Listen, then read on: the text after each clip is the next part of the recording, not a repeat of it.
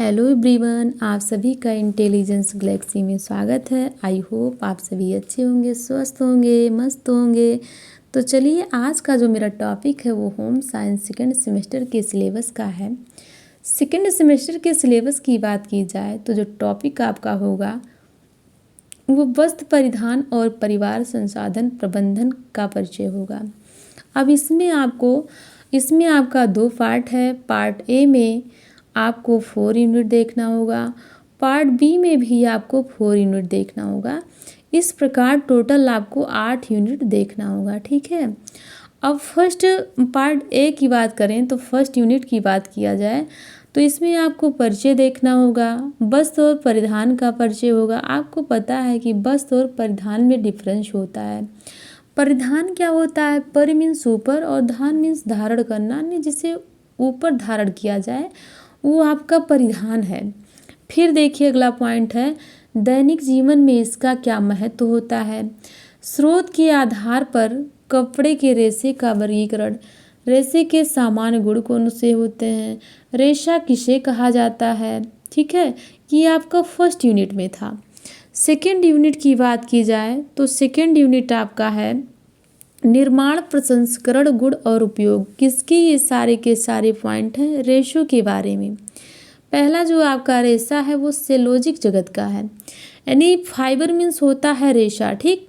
सेलोजिक fibre यानी सेलोजिक रेशे, जिसे हम वनस्पतिक जगत के रेशे भी कहते हैं। जितने भी वनस्पतिक जगत के रेशे होंगे वो सेलोजिक फाइबर होंगे। जैसे आपका कपास था, लिनन था, ठीक है, जूट था, अबाका था, ये सब पॉइंट था।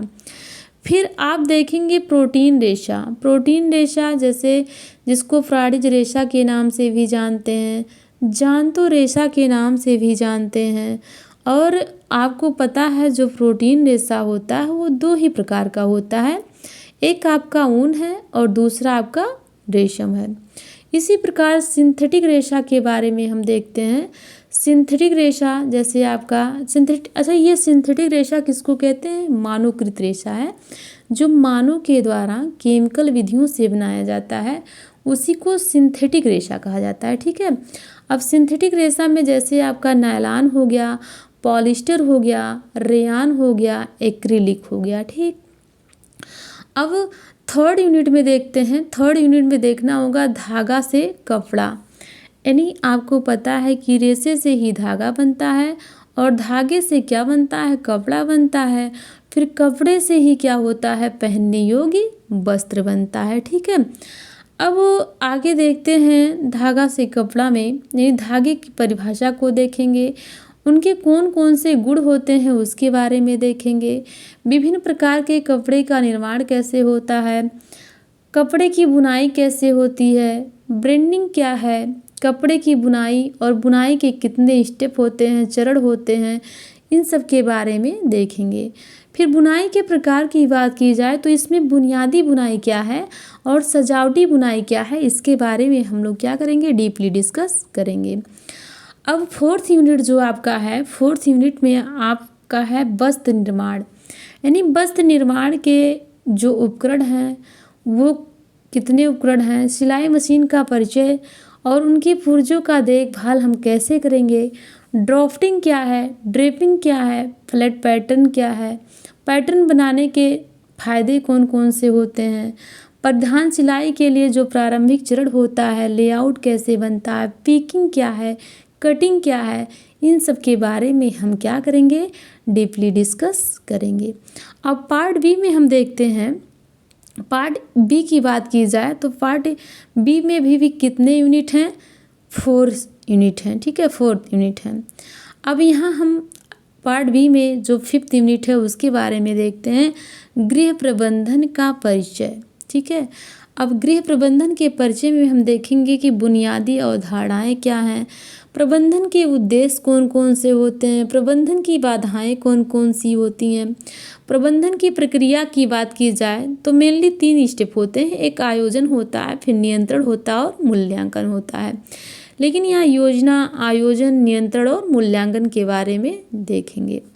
फिर क्या है? प्रबंधन में प्रेरक कारक, यानी जो कारक होते हैं वो आपका मूल्य है, लक्ष्य है और मानक। मानक को ही क्या कहते हैं, स्तर कहा जाता है। ठीक है, फिर अगला जो यूनिट आपका है, अगला यूनिट आपका है संसाधन, निर्णय लेना और पारिवारिक जीवन चक्र।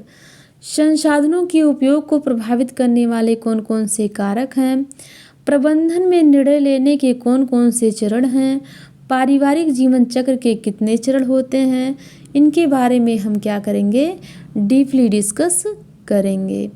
अब आइए जो अगला यूनिट आपका है वो है समय, ऊर्जा और धन प्रबंधन, यानी कि संसाधन किसे कहते हैं, योजना बनाने के चरण कौन कौन से हैं, समय प्रबंधन के उपकरण कौन कौन से हैं। ठीक है, समय संसाधन किस रूप में, ऊर्जा के रूप में, कैसे किस रूप में प्रयोग किया जाता है, थकान किसे कहते हैं, थकान के कौन कौन से प्रकार होते हैं, कार्य करने की तकनीक कौन कौन से होते हैं, फिर पारिवारिक आय और व्यय के बचत के स्रोत कौन कौन से होते हैं, यानी आय भी पढ़ा जाएगा और व्यय भी पढ़ा जाएगा, फिर बचत भी पढ़ा जाएगा और पारिवारिक बजट किसे कहते हैं, बजट के बारे में भी डीपली डिस्कस किया जाएगा।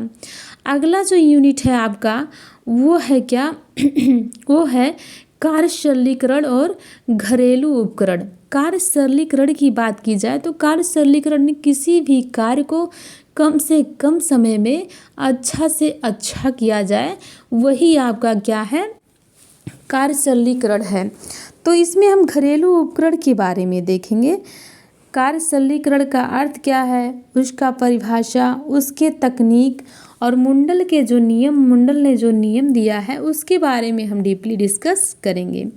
घरेलू उपकरण की बात की जाए तो जैसे आपका प्रेशर कुकर हो गया, मिक्सर हो गया, ग्राइंडर हो गया, रेफ्रिजरेटर हो गया, वॉशिंग मशीन हो गया, वैक्यूम क्लीनर हो गया, सोलर कुकर हो गया। ठीक है, फिर क्या है अगला पॉइंट, घरेलू उपकरण का सिद्धांत एवं देखभाल।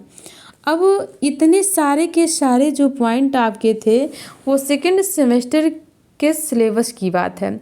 अब इसमें 8 यूनिट था, जो आपका था पहला यूनिट था परिचय, दूसरा था निर्माण प्रसंस्करण गुणों और उपयोग, तीसरा आपका था धागा। ठीक है, चौथा आपका था वस्त्र निर्माण, पांचवा जो यूनिट आपका था वो था गृह प्रबंधन, छठवां की बात की जाए तो संसाधन, निर्णय लेना और पारिवारिक जीवन चक्र, सातवां यूनिट की बात की जाए तो समय, ऊर्जा और धन प्रबंधन, आठवां की बात की जाए तो कार्य सरलीकरण और घरेलू उपकरण।